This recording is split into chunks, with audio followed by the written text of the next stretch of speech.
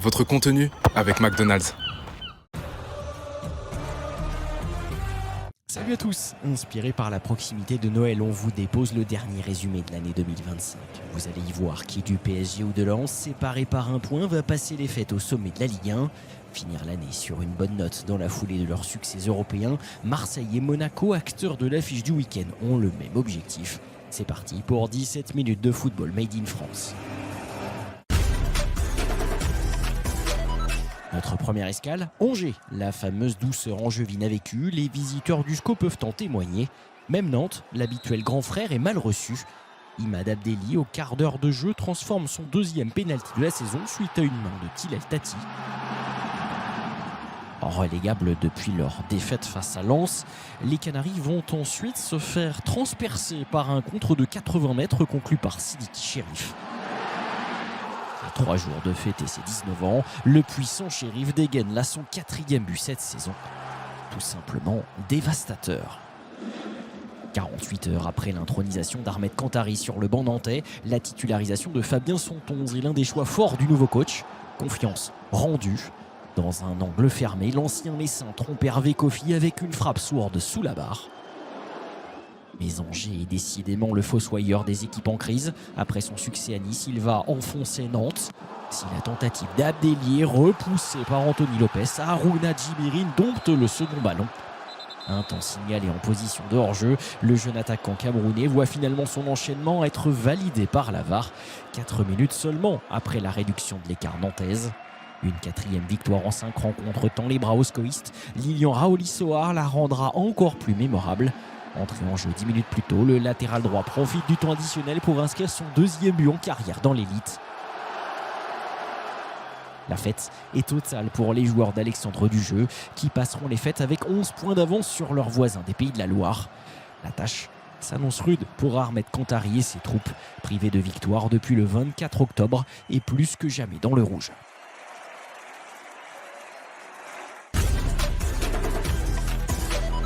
Nouveau jour pour un nouveau derby. À moins de 2 heures d'Angers, Rennes accueille d'autres Bretons, ceux de Brest. Privés de Ludovic Ajorc suspendu, les hommes d'Éric Roy ont pour eux leur forme du moment et un certain Kamori Doumbia, décisif à peu près chaque semaine, est ici pour trouver Mama Baldé. Finition du gauche pour le Bissau-Guinéen, 4e but inscrit dans le premier quart d'heure par les Brestois cette saison. Mais alors que le pressing finistérien fait fureur, Kenny Lala se mue en faiseur de cadeaux. Contrôle et passe raté, Moussa Tamari jaillit, s'en va fixer Grégoire Couder avant de servir Esteban Le Paul. Le sens de la finition de l'attaquant fait le reste. 9e but cette saison pour l'ancien Angevin. Rennes revient au score par un trou de souris.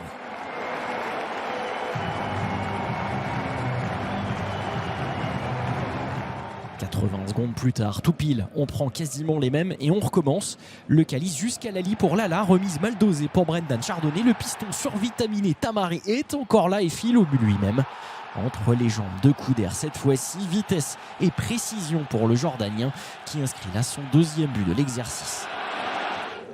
Le football est parfois cruel, dira après coup Éric Roy, dont l'équipe ne parviendra pas à revenir au score.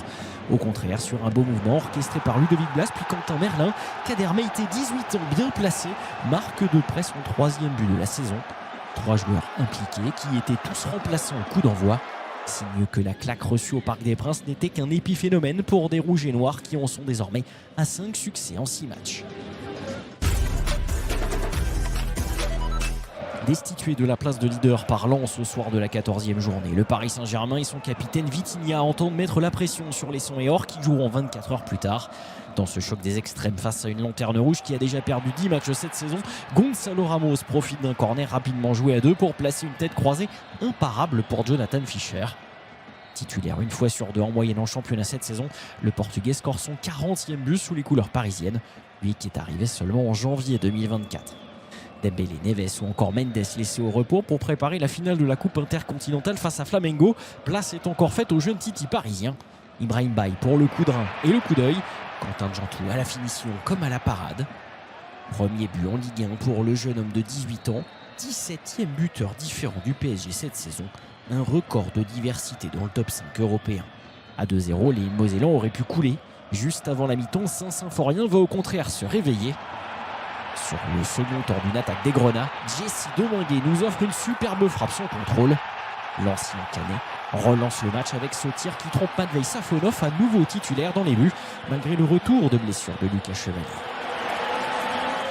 Vainqueur de Lens ici même, le promu se prend à rêver d'un retour. Un peu trop dans ses pensées peut-être. La défense messine n'offre aucune couverture à la suite de ce corner. Une autoroute de 70 mètres pour Désiré Doué qui a tout le temps de choisir le bon geste pour mystifier Fischer. Ce sera pied ouvert pour l'ancien Rennais, entré en cours de jeu et auteur de son deuxième but en 2025-2026.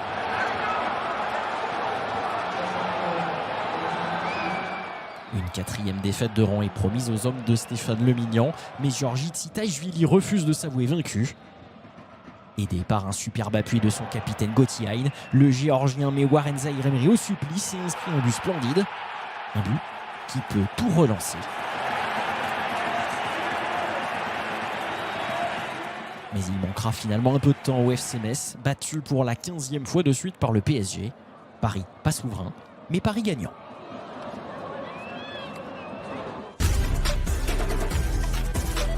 Paris est gagnant dans la même phrase, c'est un peu plus rare en ce moment pour l'autre club de la capitale, privé de succès depuis 6 semaines. Au stade Jean-Bouin, le Paris FC avait pourtant choisi de servir le dessert en entrée. 16 secondes de jeu et le maître pâtissier Ilan Kebal fait passer un test de concentration à Guillaume Rest.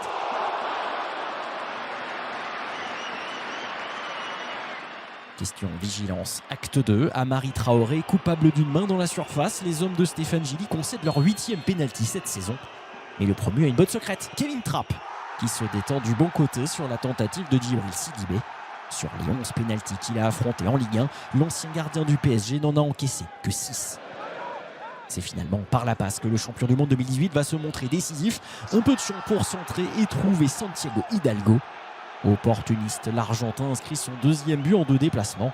Il avait déjà joué au renard des surfaces au Vélodrome. Relancés par leur première victoire en 7 matchs face à Strasbourg le week-end précédent, les hommes de Carles Martinez Novel s'offrent ensuite une action au tableau noir. Après une relance de Rest, la fixation du bloc adverse, le renversement et enfin la prise d'initiative signée Yangbo, imparable. La 15e défense de Ligue 1 qui va couler à 20 minutes de la fin. Sidibé, encore lui, à la récupération, il lance instantanément dans la profondeur Bo.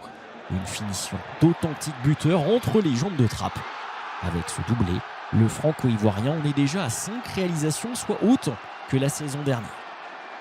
Plus solide, Toulouse s'impose et s'installe dans la première partie de tableau. Ça vaut bien une coupette pour les fêtes. De son côté, Paris 14e s'avance sans certitude vers un derby sulfureux au Parc des Princes le 4 janvier prochain. L'éphéméride lyonnais est catégorique. La réception du Havre est le 6e match en 22 jours de l'OL. Au bout de ce tunnel, Paulo Fonseca reconduit face au 15e du championnat, 8 des 11 joueurs ayant gagné en milieu de semaine en Ligue Europa. Parmi eux, Martin Satriano, présent à la pointe du 4-3-3, l'Uruguayen qui ne met qu'une minute 30 à se mettre en évidence. Dans le deuxième temps, d'un mouvement rapide. Auteur d'un doublé au Groupama Stadium face à Nantes, il ne trouve cette fois que la barre transversale d'un Moridiao pourtant loin de son but. Le Havre tient sa réaction après un tirage de maillot dans la surface sur Gauthier Lloris. Issa Soumaré prend ses responsabilités, mais le Sénégalais trouve Dominique Graves sur sa route avant de caviarder sa 2e chance. Incroyable occasion pour Soumaré, déjà mis en échec sur pénalty une semaine plus tôt contre le Paris FC.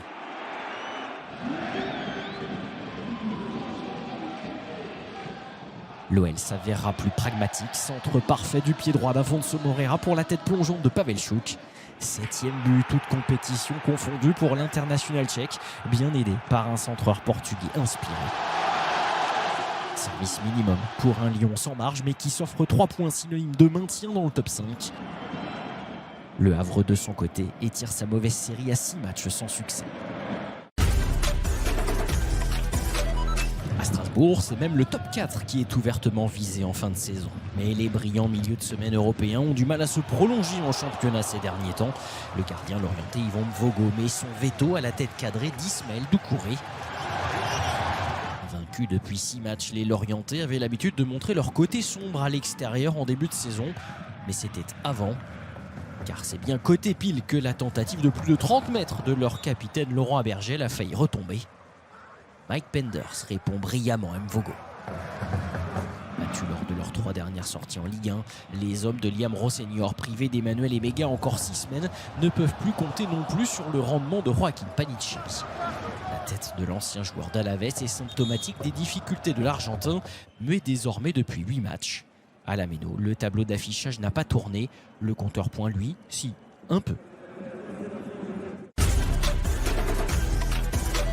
Quelle réponse Lens, leader à l'aube de cette journée, allait offrir à la victoire parisienne? Déjà un hommage à Sainte-Barbe, la sainte patronne des mineurs, mais les joueurs sont et or savent eux aussi aller au charbon. 5 victoires de rang au moment d'accueillir Nice et une euphorie entretenue par le duo Mathieu Hudol-Hudson-Edouard.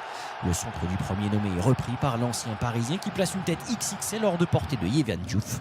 6e but cette saison pour Edouard, leader d'attaque d'une équipe qui a systématiquement gagné après avoir ouvert le score cette saison. Le Racing va quand même se faire peur. Le Suédois Isak Jansson cessé de loin sans parvenir à tromper la vigilance de Robin Risser, auteur d'une demi-douzaine d'arrêts face à ces Niçois, pas aussi pâles que leurs résultats ne l'indiquent. Un dernier rempart qui porte bien son nom pour les Lensois, les hommes de Pierre Sage qui savent aussi concrétiser leurs occasions. Tel tic et tac, Hudol et Edouard vont ronger à nouveau la défense azuréenne. 8e but de la tête marqué cette saison par les Artésiens, qui dit mieux, personne dans l'Hexagone. Personne non plus n'a remporté 12 succès en 16 matchs cette saison. Au sommet du sapin de la Ligue 1, l'étoile sera donc cette année aux couleurs sang et or.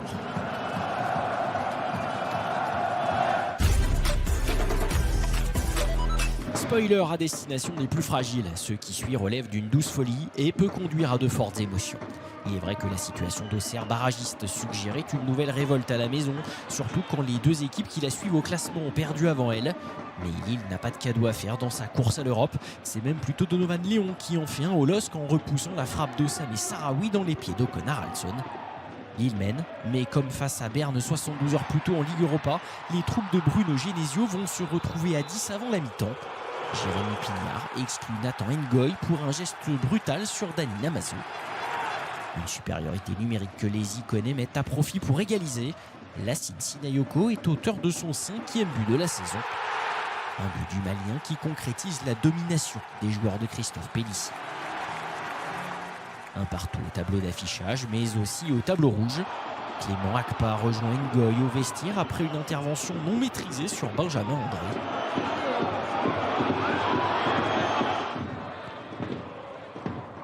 Et le momentum, lui, n'a pas changé. Sur un ballon légèrement détourné par Aïssa Mandi, Chancel Bemba va se retrouver surpris.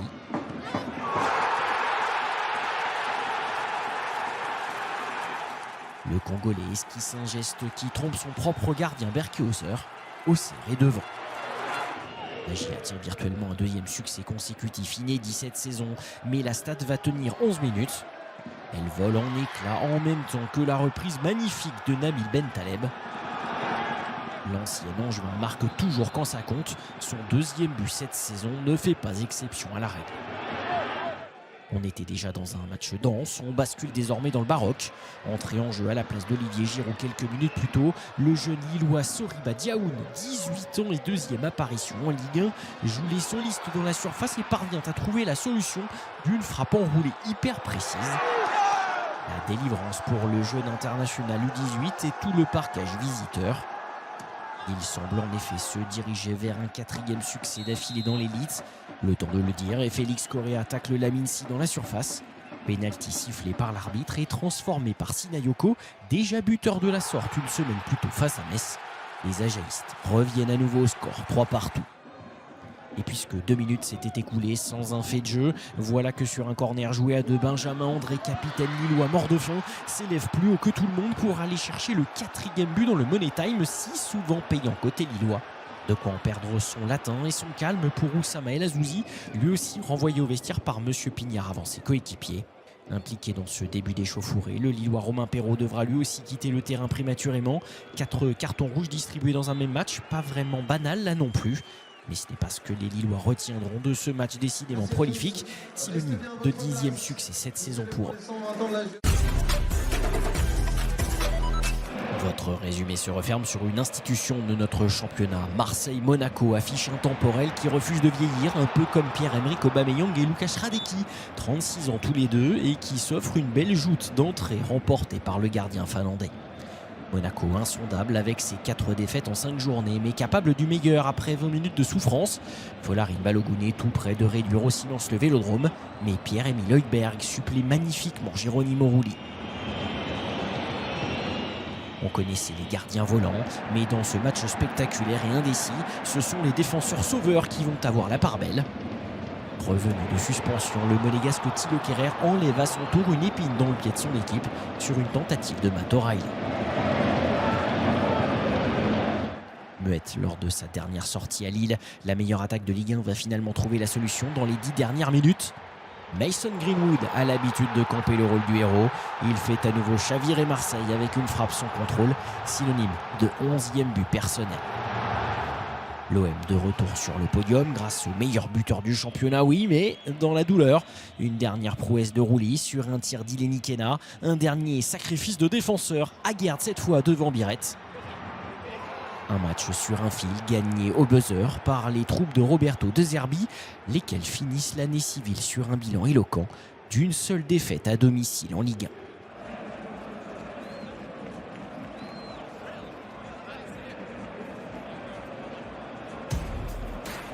On a donc vu des buts sur 8 terrains lors de ce 16e opus. 4 succès ont été glanés à l'extérieur, notamment à la Baie des Champs, d'où a été marqué un quart des 28 réalisations inscrites ce week-end.